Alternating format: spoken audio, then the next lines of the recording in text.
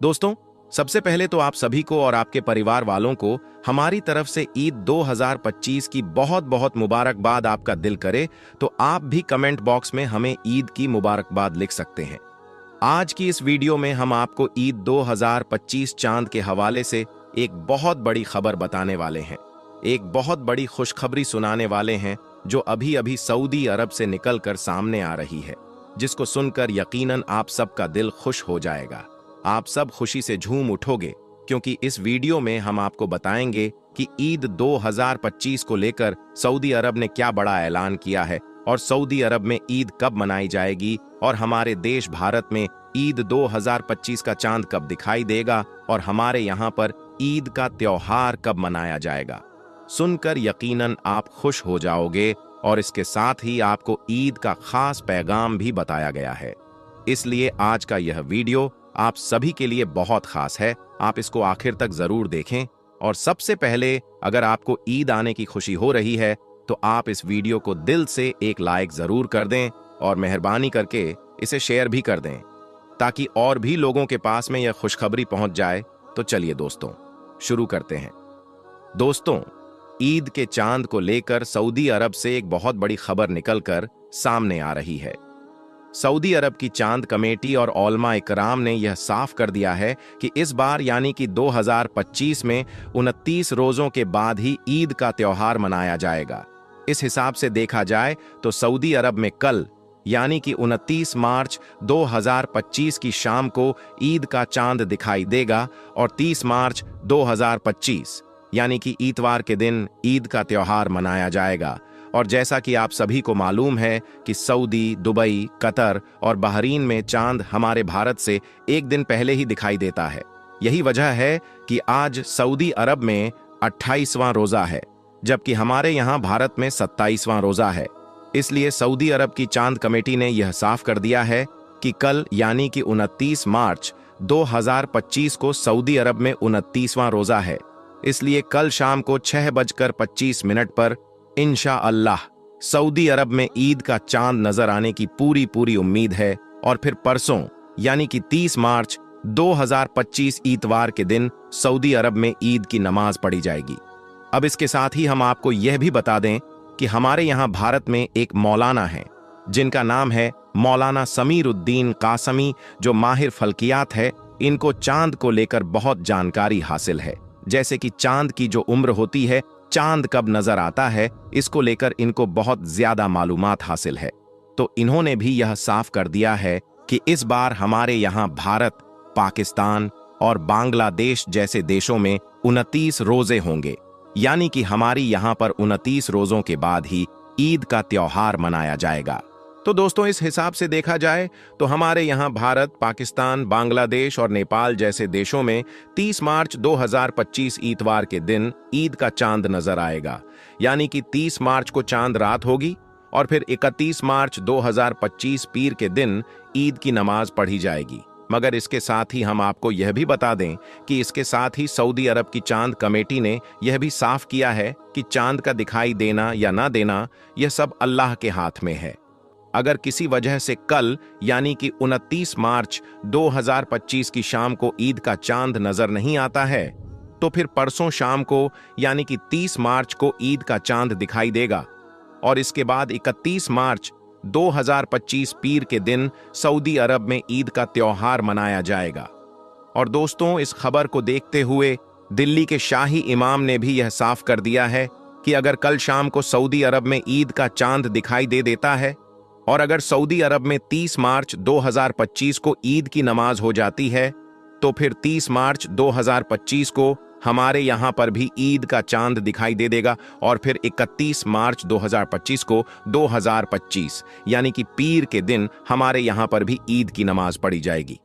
दोस्तों, सच में एक मुसलमान के लिए ईद की खबर सुनना एक बहुत बड़ी खबर होती है, यानी कि ईद की खबर हर मुसलमान के लिए एक बहुत बड़ी खुशखबरी होती है। इसलिए अगर इस खबर को सुनकर आपका दिल खुश हुआ हो तो आप इस वीडियो को दिल से एक लाइक जरूर कर देना और कमेंट बॉक्स में ईद मुबारक लिखकर इसे शेयर भी कर देना ताकि यह खुशखबरी और भी लोगों के पास में पहुंच जाए। दोस्तों, अब आपको बताते हैं कि इस दुनिया में ईद की शुरुआत कब हुई। यानी कि इस दुनिया में सबसे पहली ईद कब मनाई गई और ईद का त्योहार क्यों मनाया जाता है। ईद हमें क्या खास पैगाम देती है, जानकर यकीनन आप भी हैरान रह जाओगे।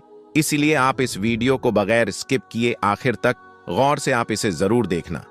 दोस्तों याद रखें, इस दुनिया में सबसे पहली ईद उस दिन मनाई गई थी जिस दिन हजरत आदम अलैहिस्सलाम की तौबा कबूल हुई थी। उस दिन दुनिया में पहली बार ईद मनाई गई थी। दूसरी बार ईद उस वक्त मनाई गई थी जिस रोज हाबिल और काबिल की जंग का खात्मा हुआ था। इसके अलावा हजरत इब्राहिम अलैहिस्सलाम की कौम ने उस दिन भी ईद मनाई थी जिस रोज हजरत इब्राहिम अलैहिस्सलाम पर नमरूद की आग ठंडी हो गई थी, जबकि हजरत यूनुस अलैहिस्सलाम की उम्मत ने उस दिन ईद मनाई थी जिस रोज हजरत यूनुस अलैहिस्सलाम को मछली की कैद से रिहाई मिली थी। इसी तरह से हजरत मूसा अलैहिस्सलाम की कौम ने उस दिन ईद मनाई थी जिस रोज हजरत मूसा अलैहि वसल्लम अल्लाह की मदद से बनी इसराइल को फिरौन के जुल्म से निजात दिलाई थी। इसके अलावा हजरत ईसा अलैहि वसल्लम की उम्मत ने उस दिन ईद मनाई थी जिस दिन हजरत ईसा अलैहि वसल्लम पैदा हुए थे, और आज भी ईसाई लोग उस दिन को ईद के तौर पर मनाते हैं। लेकिन हम आपको बता दें, इस वक्त पूरी दुनिया के मुसलमान रमजान का महीना गुजरने के बाद एक शव्वाल के दिन ईद मनाते हैं, यानी कि रमजानुल मुबारक के गुजरने के फौरन बाद ईद मनाते हैं। तो दोस्तों, आज हम और आप जिस ईद को मना रहे हैं, इस ईद को अल्लाह के प्यारे नबी हजरत मोहम्मद सल्लल्लाहु ताला अलैहि वसल्लम ने सन 724 ईस्वी में जंग ए बदर की फतेह के बाद मनाई थी। अल्लाह के प्यारे नबी ने बदर की जंग में दुश्मनों को शिकस्त दी थी, इसलिए फिर आपने इस खुशी में सबसे पहली ईद मनाई थी। रिवायतों में है कि अल्लाह के प्यारे नबी हजरत मोहम्मद सल्लल्लाहु ताला अलैहि वसल्लम के हिजरत से पहले मदीना के लोग 2 ईद मनाया करते थे, और इस दौरान वो लोग सीटियां बजाते और तरह तरह के खेल खेला करते थे, और यही नहीं, इस मौके पर मेले भी लगाते थे। लेकिन फिर जब अल्लाह के प्यारे नबी हजरत मोहम्मद सल्लल्लाहु ताला अलैहि वसल्लम मदीना शरीफ में तशरीफ ले आए, तो मदीना शरीफ में सिर्फ इस्लामी फिक्र और दीनी मिजाज के मुताबिक और सिर्फ इस्लामी तौर तरीके पर जिंदगी का गुजर बसर होना शुरू हो गया। हजरत अनस रजी अल्लाहु ताला अन्हु से रिवायत है, इससे पहले मदीना के लोग 2 त्योहार मनाया करते थे जिनमें वो खेल तमाशे किया करते थे। जब अल्लाह के प्यारे नबी ने उनसे दरियाफ्त किया, यानी कि उनसे पूछा कि यह 2 दिन जो तुम मनाते हो, इनकी हकीकत क्या है, तो उन्होंने अर्ज किया कि या रसूल अल्लाह, हम जमाना जाहिलियत से इन त्योहारों को इसी तरह से मनाते आ रहे हैं। तो फिर यह सुनकर अल्लाह के प्यारे नबी ने इरशाद फरमाया कि अल्लाह ताला ने तुम्हारे इन दोनों त्योहारों के बदले में तुम्हारे लिए इनसे बेहतर 2 दिन मुकर्रर फरमा दिए हैं। पहला दिन ईद उल अजहा का है और दूसरा दिन ईद उल फितर का है। दोस्तों, अब हम आपको बताते हैं कि मुसलमान ईद उल फितर का त्योहार क्यों मनाते हैं, यानी कि ईद उल फितर की शुरुआत कब हुई। याद रखें, रमजान का महीना इस्लामी कैलेंडर के हिसाब से 9वां महीना है, जो सबसे मुबारक और पाक महीना है। रमजान के महीने में मुसलमान पूरे महीने भूखे प्यासे रहकर रोजे रखते हैं और अल्लाह ताला की खूब इबादत करते हैं। रमजान के महीने के बाद अगले महीने यानी कि 10वें महीने की पहली चांद की रात ईद की चांद रात होती है, यानी कि अगला चांद दिखाई देने के बाद ईद का ऐलान किया जाता है, मतलब कि ईद उल फितर का ऐलान कर दिया जाता है। याद रखें, ईद उल फितर इबादत और अल्लाह ताला की तरफ से हमारे लिए एक इनाम का दिन है। इस दिन मुसलमान अल्लाह ताला का शुक्र अदा करते हैं कि अल्लाह पाक ने हमें रोजा रखने की तौफीक दी, ताकत दी और हमको गुनाहों से महफूज रखा। दोस्तों, इसके अलावा हम आपको यह भी बता दें कि रमजान के मुबारक महीने में ही कुरान पाक नाजिल हुई थी, इसलिए मुसलमान ईद के दिन इस बात की भी खुशियां और जश्न मनाते हैं। इसके अलावा रमजान के पूरे महीने में मुसलमान रोजा रखते हैं, अल्लाह ताला की इबादत करते हैं और कामयाबी हासिल करते हैं। ईद इस बात का भी जश्न है। इसके अलावा कुरान पाक के मुताबिक रमजान के महीने में रोजा रखने के बाद अल्लाह ताला अपने बंदों को बख्शिश और इनाम देता है, इसलिए इस दिन को ईद कहते हैं। बख्शिश और इनाम की इस ईदी को ईद उल फितर भी कहा जाता है। आइए दोस्तों, अब बात करते हैं कि ईद उल फितर हमें क्या संदेश देती है, यानी कि ईद हमें क्या खास पैगाम देती है। याद रखें, अल्लाह ताला का हुक्म है कि जिस तरह से तुम ईद के दिन एक दूसरे के साथ प्यार और मोहब्बत से मिलते हो, वैसे ही तुम हमेशा लोगों के साथ प्यार और मोहब्बत के साथ में पेश आया करो, यानी कि मिलते रहो।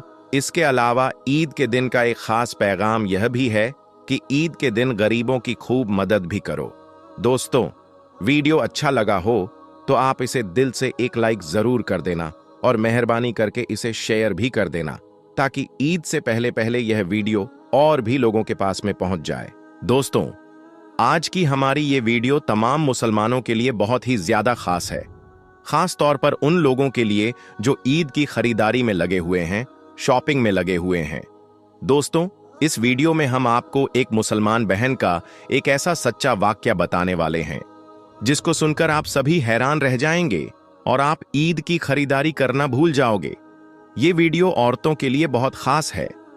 अगर आप भी ईद की खरीदारी कर रहे हैं या करने वाले हैं तो उससे पहले ये वीडियो को पूरा जरूर देखें। वीडियो में आगे बढ़ने से पहले अगर आपने अभी तक हमारे YouTube चैनल को सब्सक्राइब नहीं किया है तो चैनल को सब्सक्राइब करके बेल आइकॉन जरूर दबाएं। तो चलिए दोस्तों, वीडियो को शुरू करते हैं। दोस्तों, एक भाई अपने पड़ोस में रहने वाली एक औरत का वाकया बताते हैं। वो कहते हैं कि हमारे पड़ोस में एक बहन रहती है जिसका नाम सलमा है। दोस्तों, ये नाम हमने बदल दिया है। सलमा कहती है कि मैं 2-4 दिन से ईद पर सूट लाने के बारे में सोच रही थी। कल सुबह मुझे मौका मिला तो मैं अपना मुंह अपने बुरखे में छुपाकर किसी को बताए बगैर ईद का सूट खरीदने के लिए घर के पास वाले बाजार में पहुंच गई। मैं जब घर से थोड़ी दूर पहुंची तो एक बुरखा लगाई औरत मेरे पास आई और मुझे सलाम करके धीरे से बोली, बहन, 2 दिन से घर में किसी ने खाना नहीं खाया है। मेरे शौहर बस ड्राइवर हैं। हम लोग तो बहुत अच्छे से खाते पीते थे, लेकिन अभी इस लॉकडाउन और बीमारी की वजह से हमारा काम धंधा बंद हो चुका है। कुछ दिन तो जैसे तैसे हमने गुजारा कर लिया, लेकिन अब हमारे घर में कुछ भी नहीं है। मांगने में बेहद शर्म आती है, मगर अब क्या करें, भूखे नहीं मर सकते। इतना कहकर वो औरत रोने लगी। मैंने महसूस किया कि ये औरत सच में परेशान है। वो अपनी बात कहने में बहुत शर्मा रही थी। उसके रोने में भी बेइंतहा शर्म थी। खैर, मैंने जल्दी से अपना पर्स खोला और उसमें से कुछ रुपए निकालकर उस औरत के हाथों में थमा दिए और फिर मैं अपना ईद का सूट लेने के लिए बाजार की तरफ चल दी। उसके बाद मैं एक दुकान पर पहुंच गई।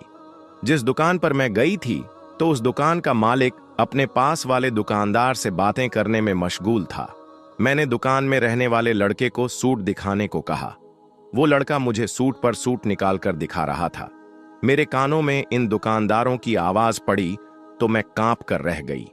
मेरा सारा शौक शर्म से मर गया। मेरा जमीर मुझ पर लानत करने लगा। दुकानदार अपने पड़ोसी दुकानदार से कह रहा था कि भाई, इंडिया में ये जो बीमारी फैलती हुई नजर आ रही है, ये तबलीगी जमात वाले और मुसलमान वाले अगर ना होते तो ये बीमारी ना फैलती।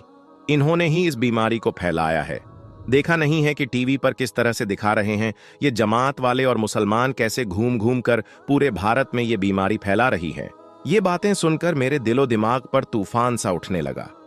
मैं उनसे कई सवालात करना चाहती थी, लेकिन मैंने उनसे बहस करना मुनासिब नहीं समझा। खैर, उसके बाद मुझे उन सूटों में से एक सूट पसंद आ गया। मैंने उस लड़के से पूछा कि ये कितने रुपए का है, तो वो कहने लगा, ये सूट 2200 रुपये है। मैंने कहा, आप इस सूट का सही से लगा लीजिए। तो वो कहने लगा, बहन जी, आप हर बार हमारी दुकान पर ही आती हो, कभी आपसे गलत पैसे नहीं लिए हैं। चलो, आप 2000 रुपये दे देना। उसके बाद मैंने उस दुकान मालिक से कहा कि भाई साहब, ये लड़का 2000 रुपये बता रहा है, आप सही से बता दीजिए कि कितने रुपए देने हैं। तो वो कहने लगा, बहन जी, कभी आपसे ज्यादा लिए हैं क्या? आपसे ये रेट हम बिल्कुल सही ले रहे हैं, आप 2000 रुपये दे दीजिए। खैर, उसके बाद मैंने उससे कहा, चलो ठीक है, मगर मैं तो मुसलमान हूं और मेरे पास जो नोट है वो मुसलमान के हैं, क्योंकि मैं और मेरा पूरा घर मुसलमान है। आपको कोई एतराज तो नहीं होगा? तो वो कहने लगा, क्या बात करती हो बहन जी, कैसी बात करती हो बहन जी, नोट तो नोट होते हैं, सभी नोट भारत सरकार के नोट हैं। तो मैंने कहा कि नहीं, ये नोट मुसलमानों की है, क्योंकि मेरे शौहर मुसलमान हैं और ये पैसे उन्हीं से मैंने लिए हैं, तो फिर ये नोट मुसलमान के हुए ना। और मैं कहने लगी कि भाई मुझे अभी अभी इस बात का एहसास हुआ है कि ये नोट मुझे आपको नहीं देना चाहिए, क्योंकि ये नोट तबलीगी जमात के नोट हैं, मुसलमानों के नोट हैं। माफ करना भाई, मैं बाद को फिर कभी आऊंगी। इतना कहकर मैं वहां से वापस आ गई। मेरी आंखें पूरे रास्ते उस औरत को ढूंढ रही थीं जिसने मुझसे मदद मांगी थी, लेकिन वो मुझे कहीं भी नहीं दिख रही थी। मैं बेजान होकर जब अपने घर में दाखिल हुई तो देखा कि मेरी बच्ची उस औरत को खाना खिला रही है। मुझे देखते ही बच्ची बोली, अम्मी जान, ये अब्बा की पहचान वालों की बीवी हैं। अब्बा इनके लिए खाने पीने का सामान लेने गए हैं। ये देखकर मैंने अल्लाह का शुक्र अदा किया कि या अल्लाह तूने मेरी सुन ली, नहीं तो मैं जिंदगी भर खुद को माफ नहीं कर पाती। इतने में मेरा शौहर भी आ गया और उन्होंने सामान की थैली उस औरत को दे दी और मुझसे मुखातिब होते हुए बोले कि ये जावेद की बीवी है, ये मेरे दोस्त की बीवी है। खैर, उसके बाद वो औरत दुआएं देती हुई चली गई। उसके बाद मैंने अपने शौहर से पूछा कि आप ये सामान कितने रुपए की लेकर आए हो? शौहर ने कहा कि ये सारा सामान 2000 रुपए का था। मगर तुम ये क्यों पूछ रही हो? ये सुनकर मैंने उसको अपने 2000 रुपये दे दिए, जिन पैसों का मैं सूट लेने गई थी, और मैंने अपने शौहर से कहा कि इतना ही सामान और लेते आना, किसी और के काम आ जाएगा, हम किसी गरीब को दे देंगे। मैं शुक्राने के नफिल अदा करने के लिए चली गई। दोस्तों, आज यही हकीकत है। आज हर इंसान के हालात बहुत ज्यादा खराब होते जा रहे हैं इस महंगाई और बीमारी की वजह से। अल्लाह के वास्ते आप इस बार ईद पर खरीदारी करने से पहले अपने आसपास जरूर देखें। पहले अपने पड़ोसियों की मदद करें और इन्हीं पैसों से आप अपने गरीब जान पहचान वालों की मदद कर सकते हैं। दोस्तों, अब हम आपको एक नकाब वाली लड़की के बारे में बताने वाले हैं। रमजान के महीने में इफ्तार के वक्त एक नकाब पोश लड़की खाना मांगने एक लड़के के दरवाजे पर चली गई और कहने लगी, मुझे खाना दे दो, मेरे बच्चे 2 दिन से भूखे हैं। अगर तुम मुझे खाना दे दोगे तो देखना कल तुम्हारी जिंदगी बदल जाएगी। तो दोस्तों, ये सुनकर लड़के ने उसके साथ क्या किया और अगले दिन लड़के के साथ क्या हुआ, आगे हम आपको वीडियो में बताएंगे, तो इसीलिए आप इस वीडियो को आखिर तक जरूर देखें। दोस्तों, जिन भाई का वाकया हम आपको सुनाने वाले हैं उनका नाम सकलैन है। वो बताते हैं कि मैं एक ऑफिस में काम किया करता हूं। मैं इतना पढ़ा लिखा नहीं हूं, इसलिए मुझे किसी अच्छे ऑफिस में नौकरी नहीं मिल सकी। एक छोटे से ऑफिस में नौकरी मिली तो मैं बहुत ज्यादा खुश हो गया कि चलो घर का गुजारा तो हो जाएगा। आज से 5 साल पहले मुझे ये जॉब बहुत अच्छी लग रही थी, क्योंकि उस वक्त घर में सिर्फ मेरी बीवी और एक छोटा सा बेटा था, इसलिए घर के खर्चे इतने ज्यादा नहीं थे। वक्त गुजरता गया और मेरे 3 बच्चे हो गए और इस तरह हम घर में कुल 5 लोग हो गए। दिन ब दिन हमारे खर्चे बढ़ने लगे। फिर वक्त गुजरने के साथ महंगाई भी बढ़ती गई। बच्चे बड़े हुए तो उन्हें स्कूल में दाखिल करवाना पड़ा। उस स्कूल की फीस भी कम नहीं थी। ऐसे में मुझे ऑफिस से जो सैलरी मिलती थी, जो पैसे मिलते थे, वो तो महीने के शुरू में ही खत्म हो जाते थे और बाकी का महीना मुझे उधार लेकर गुजारना पड़ता था। मेरी बीवी मुझसे कहती थी कि तुम अपने ऑफिस के मालिक से बात करो ताकि वो तुम्हारी सैलरी बढ़ा दे, क्योंकि इतने पैसों में अब हमारा गुजारा नहीं होता है। हमारे बच्चे बड़े हो रहे हैं, कल को उनके खर्चे और बढ़ जाएंगे। बीवी की बात सुनकर मैं परेशान हो जाता था, क्योंकि मैं ऑफिस के मालिक से कई बार इस सिलसिले में बात कर चुका था, लेकिन वो हर बार मेरी बात को सुनकर यही कहता था कि देखो सकलैन, मैं जानता हूं कि तुम्हारी तनख्वाह कम है, लेकिन मैं क्या करूं, क्योंकि ऑफिस में इतना काम नहीं होता, और अगर होता भी है तो तुमसे बड़े ऑफिसर वो काम कर लेते हैं, इसलिए इसी तनख्वाह में गुजारा करो। अपने ऑफिस के मालिक की बात सुनकर मैं खामोश हो जाता था, क्योंकि ऑफिस में काम बहुत कम था, और अगर इत्तेफाक से काम आ जाता तो मुझसे बड़े ऑफिसर वो काम कर जाते थे। मैंने ये बात कई बार अपनी बीवी को समझाने की कोशिश की, लेकिन वो हर बार एक ही बात कहती कि तुम ये नौकरी छोड़कर किसी दूसरे ऑफिस में नौकरी कर लो। बीवी की ये बात सुनकर मैं पक जाता था। अरे भाई, तुम समझती क्यों नहीं हो? नई जॉब तलाश करना इतना आसान नहीं है।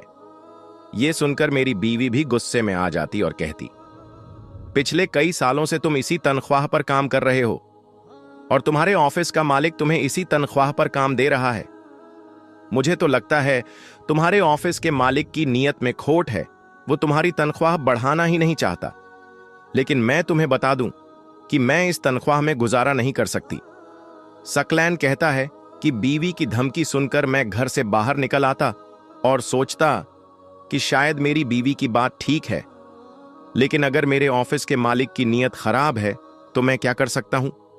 अगर मैं ये ऑफिस छोड़ दूं तो मुझे कोई नई जॉब फौरन नहीं देगा। यही सोचकर मैं सब कुछ बर्दाश्त कर लेता था। बीवी मुझसे और बच्चों से बहुत प्यार करती थी, इसलिए 2-4 दिन गुस्सा करके खुद ही चुप हो जाती थी। खैर, मोहब्बत तो मुझे भी अपने बीवी बच्चों से बहुत ज्यादा थी। वक्त गुजरता गया और मेरे हालात जैसे थे वैसे ही रहे। वक्त के साथ साथ चीजों की कीमत भी बढ़ने लगी। ऐसे में हर आदमी परेशान था, क्योंकि तनख्वाह कम थी और खर्चे ज्यादा थे। इसलिए मैंने भी इसी तनख्वाह में सब्र और शुक्र किया। मेरे कई दोस्त ऐसे थे जो बेरोजगारी के हाथों तंग थे। मैं अल्लाह की नाशुक्री कैसे करता, क्योंकि मेरे पास तो जॉब भी थी और मेरे बच्चे दूसरों के बच्चों की तरह भूखे भी नहीं सकते थे। ये मेरे लिए शुक्र की बात थी। और इन्हीं दिनों रमजान का बाबरकत महीना आ गया और मैं दुआ करने लगा कि ऐ अल्लाह, इस महीने के सदके हमारा रिज़्क को बढ़ा दे। और मैं ना चाहते हुए अपने ऑफिस के मालिक की तरफ देखने लगा कि शायद वो इस रमजान में मेरी तनख्वाह बढ़ा दे, मगर ऐसा नहीं हुआ। मैं मगरिब की अजान से आधे घंटे पहले अपने घर पर आ जाता था। वैसे भी घर में जल्दी आकर मैं क्या करता, बीवी तो हर वक्त जली कटी बातें सुनाती रहती थी और बच्चे अपनी मासूमियत में मुझसे कहते कि अब्बू, मुझे अपने दोस्त की तरह अच्छे वाले जूते लेने हैं। मैं उसे प्यार से बहला लेता था और कहता कि तुम बस दुआ करो कि तुम्हारे अब्बू के पास बहुत सारे पैसे आ जाएं, फिर मैं तुम्हारी हर फरमाइश पूरी करूंगा। ये सुनकर मेरा बेटा खुशी खुशी खेलने चला जाता। मेरी बेटी ये देखकर मेरे पास आकर बैठ जाती और कहती, अब्बू, मुझे भी ईद पर भैया की तरह नए जूते लेकर देना। बेटी की फरमाइश सुनकर मैं हंस पड़ता। बच्चे भी कितने भोले भाले होते हैं, उन्हें ये एहसास भी नहीं होता कि बड़े होने पर कई मुश्किलात हमारे साथ चिपक जाती हैं। जैसे जैसे ईद करीब आती जा रही थी, बच्चों की फरमाइशें भी बढ़ती जा रही थीं। मैं घर आता तो बच्चे मुझे घेर कर बैठ जाते और रोज किसी नई चीज का मुतालबा करते। एक दिन मैं काम से थका हारा घर आया तो अभी इफ्तारी में 20 मिनट बाकी बचे थे। बच्चे अंदर खेल रहे थे जबकि मेरी बीवी इफ्तारी के लिए जूस बना रही थी। मैं चुपचाप चारपाई पर आकर लेट गया। मुझे ख्याल आया कि ईद आने वाली है और अभी तक मैंने किसी के लिए कुछ भी नहीं खरीदा है, क्योंकि पिछले महीने की सैलरी से तो मैं घर का सामान ले आया था। अब मुझे तनख्वाह ईद के बाद मिलनी थी, तो यकीनन ना तो मैं बच्चों के लिए कुछ खरीद पाता और ना ही अपनी बीवी के लिए कुछ खरीद पाता। चलो, मैं खुद तो पुराना सूट पहन लूंगा, लेकिन बीवी बच्चों का क्या कसूर था कि मैं उन्हें ईद के दिन कुछ भी नया नहीं दिला सका। मैं दिल में दुआ करने लगा कि अल्लाह करे मेरे ऑफिस के मालिक को हम गरीबों का कुछ एहसास हो जाए और वो हमें थोड़ी बहुत तनख्वाह एडवांस में दे दे, ताकि मैं अपने बच्चों के लिए कुछ तो खरीद सकूं। अभी मैं ये सोच रहा था कि अचानक दरवाजे पर किसी की दस्तक हुई। मेरी बीवी ने जूस बनाते हुए मेरी तरफ देखा। मैं पैरों में जूते डालकर चारपाई से उठा और दरवाजे पर आ गया और सोचने लगा कि इस वक्त कौन हो सकता है, क्योंकि इफ्तारी में वक्त कम ही बचा था। खैर, जब मैंने दरवाजा खोला तो मुझे हैरत का एक झटका लगा, क्योंकि सामने एक नकाबपोश लड़की खड़ी थी। उसे देखकर मैं हक्का बक्का रह गया और सोचने लगा, ये लड़की इस वक्त मेरे दरवाजे पर खड़ी क्या कर रही है और उसे मुझसे क्या काम है। लड़की ने मेरी हैरानी देखी तो वो शर्मिंदा रह गई और उसने मुझसे डरते हुए कहा, साहब जी, इस वक्त आपके घर आने के लिए माफी चाहती हूं। मैं क्या करूं, क्योंकि मैं बहुत मजबूर हूं और यही मजबूरी मुझे आपकी दहलीज पर ले आई है। ये कहकर वो लड़की रोने लगी। मुझे समझ में नहीं आ रहा था कि वो मेरे घर क्यों आई है। उस नकाबपोश लड़की ने मेरे चेहरे पर यह सवाल लिखा हुआ देखा तो वो रोते रोते कहने लगी, साहब जी, 2 दिन से मेरे बच्चों ने कुछ नहीं खाया। इस वक्त अगर आपके घर में कुछ है तो मुझे दे दो और देखना, कल आपकी जिंदगी बदल जाएगी। ये सुनकर मैं हैरान रह गया, क्योंकि मैं तो खुद एक गरीब इंसान था। इस मोहल्ले में कई ऐसे अमीर लोग थे जो इस लड़की की मदद कर सकते थे। यही बात मैंने उस लड़की से कही तो वो लड़की कहने लगी, मैं बहुत मजबूर हूं, इसीलिए मैं बहुत सारे घरों में गई, लेकिन किसी ने मेरी बात का एतबार नहीं किया, इसलिए मैं आपके दरवाजे पर आई हूं। सकलैन कहता है कि उस लड़की की बात पर एतबार तो मुझे भी नहीं आ रहा था, लेकिन मैंने सोचा कि बेचारी पर्देदार लड़की है, शाम के वक्त कहां जाएगी, ऊपर से उसके बच्चे भी भूखे हैं। मैंने उसे दरवाजे पर रुकने को कहा और फिर अपनी बीवी के पास आकर उसे सारी बात बता दी। बीवी तो मेरी बात सुनकर भड़क उठी और कहने लगी, और अगर हमने सारा खाना इसे दे दिया तो हम क्या खाएंगे। मैंने उसकी ये बात सुनी तो बीवी से कहा, बच्चों के लिए थोड़ा सा खाना रख लो, बाकी का खाना इस लड़की को दे देते हैं। मुझे तो बेचारी बहुत ज्यादा मजबूर लग रही है, फिर पर्दे की हालत में और कहां जाएगी। शाम का वक्त है, बाहर 100 तरह के आवारा लोग होते हैं। ये सुनकर मेरी बीवी कुछ नरम पड़ गई और उसने सारा खाना अलग अलग शॉपर में डाल दिया। मैंने वो सारा सामान जो कि मेरी बीवी ने इफ्तारी के लिए बनाया था उस नकाब पोश लड़की को दे दिया। ये देखकर लड़की बहुत खुश हुई और खुशी के मारे वो लड़की रोने लगी। मैंने उससे कहा, माफ करना बहन, हमारे घर में बस यही खाना पका था।